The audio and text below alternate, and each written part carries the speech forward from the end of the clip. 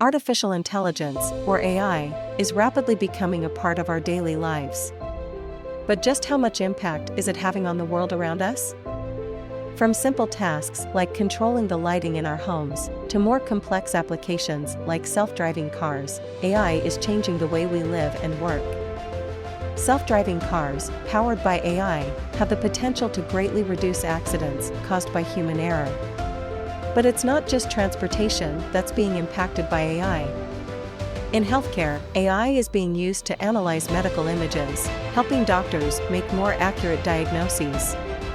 And in finance, AI is being used to detect fraud and make investment decisions.